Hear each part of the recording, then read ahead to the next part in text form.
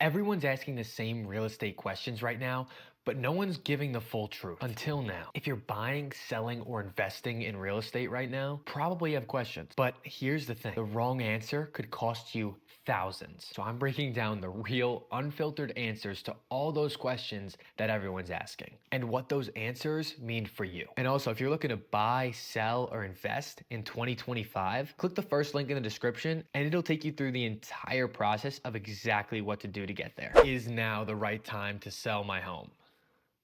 Yes. Sellers fear that listing is gonna somehow leave money on the table, but it's actually the complete opposite. If you don't list right now, you're leaving money on the table. And obviously, if you have a financial situation or a personal situation that is genuinely stopping you from selling, don't sell right now. Buyers shop year round. Homes sell year round, even on Christmas. And right now, low inventory equals a higher price and more demand. So that's more leverage. Spring brings in more competition, not necessarily more money. Last year, I had a seller whose stuff came up in their personal lives and they had to eventually wait until that was cleared up. Now, my job is to net you guys the most amount of money. So obviously, due to their situation, I didn't pressure them to put it on the market because that's not right either. But by the time we listed, inventory did double. Timing matters a lot more than you think. And waiting could actually lose you money instead of waiting for flowers to bloom.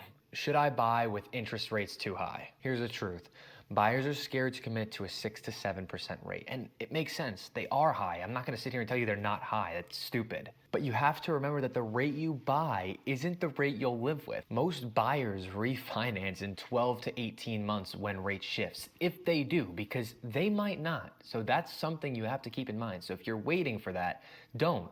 If you're ready to buy that home, get out there and buy that home. Buyers in 2018 said 4.5% rates were too high. And the ones that bought are probably sitting around $200,000 in equity. Timing the bottom rarely meets just buying a home at the right time for you. How do I know if I'm getting a good deal on a home? Well, buyers are overwhelmed and fear overpaying. The best deal isn't always the cheapest. It's the one that checks the most of your boxes and holds value. Focus on the things that actually matter. Schools, location, longevity. Those sorts of things are greater than cosmetic flaws. Unless you're planning on flipping, don't buy a home that you don't see yourself living in or that is too much work. If you want something that is move-in ready, guess what?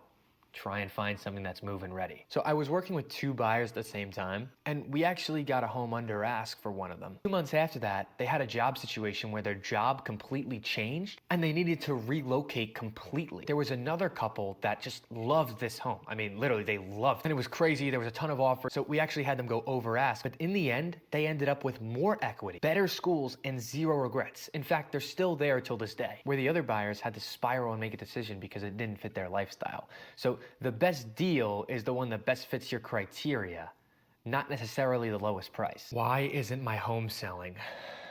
Probably your agent. Overpriced listings and for sale by owners sit with no offers, okay? It's the truth. Homes don't just need exposure. You don't just post it on Zillow or post it on the MLS. They need the right kind of exposure to get that buyer pool that is gonna have a connection to that property. And that comes with also pricing it correctly. 95% of high-end home buyers come through digital. So poor photos, no video, or weak pricing kills interest before the showing. A $1.4 million home that I relisted with professional photos and a property tour like I do on this channel, along with actively picking up the phone, that sold in 11 days after 6 months on the market with the last agent. If your listing's not getting action, you need to diagnose why, and I hope that your agent is telling you. Is Long Island real estate a good investment right now? Investors are waiting on a crash or are scared of slow returns. Long Island's not a quick flip market. It's a build wealth, stable growth market. Look at migration trends, school districts, waterfront desirability. Demand isn't fading, it's just shifting. Even during 2008, Long Island dipped way less than national averages and rebounded even faster. What's the biggest mistake sellers make?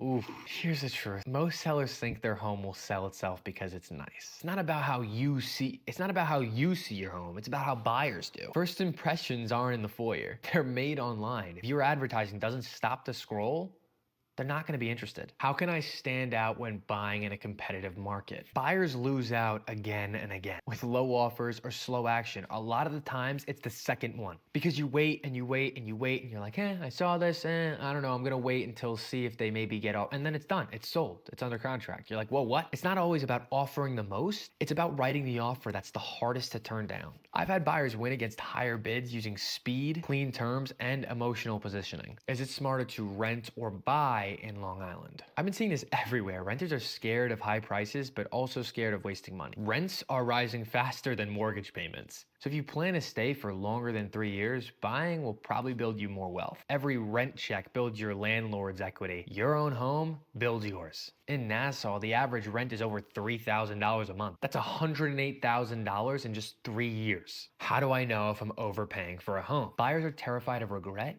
and want reassurance. Overpaying isn't always about price. It's about value. And value is about timing, location, and potential. Like I said about those last buyers that ended up paying over ask, got more equity and were happier in the end. Sometimes the best deal is the one that appreciates fast. Buying a home is almost like buying a stock. You can't just buy in and then sell. You won't make anything. You make your money when you buy in at the right time and sell when you're going to make a profit. Is staging and prepping my home worth it? Sellers don't want to invest before selling.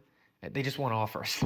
It's a fact, staged homes do sell 73% faster and for more money because perception does equal price. Buyers shop online first. That's a fact, please. Like nobody's looking in the newspapers at listings anymore. The cost of not staging might be longer days on market, lower offers, and buyer asking, what is wrong with it? Now, you don't always have to stage, but let's say it's an empty house. It's hard for people to visualize sometimes. So if you feel that it will help, from the buyer's perspective and in their shoes, go for it. My agent wants to do an open house. Should I let them? Sellers are confused. Some agents push them, others skip them. In the digital age, open houses are sort of more a support thing. It shouldn't be your main strategy. And I'll be upfront, an open house most likely hasn't directly sold a home. Like no one has come to the open house and said, okay, this is fantastic. Here's my money right now. I'm ready to go. The odds of that are very slim. I will say it's great to get the community and some eyeballs on the property because your neighbors might have someone that they want to live next to because your butt is getting out of there.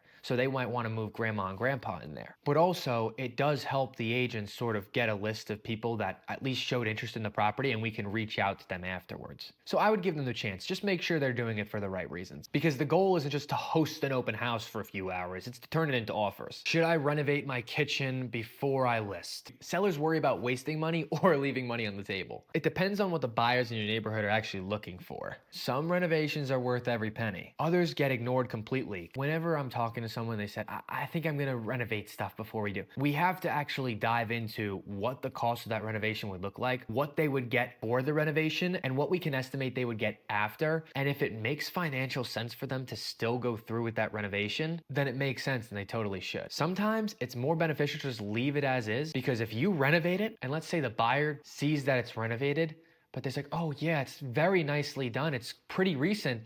Ooh, but I don't like that counter. I really don't like that counter at all. It's just not for me. I would have done something different. Then they would have just renovated it themselves and still bought the home. So that's sort of something you have to weigh out. Who should I work with when selling, buying, or investing real estate? Well, me, obviously. Seriously, if you have any other real estate questions, please leave them in the comments. And if you like this sort of style of video, I'll be happy to do more. And also, if you're looking to buy, sell, or invest in 2025, click the first link in the description and it'll take you through the entire process of exactly what to do to get there. See you guys next week.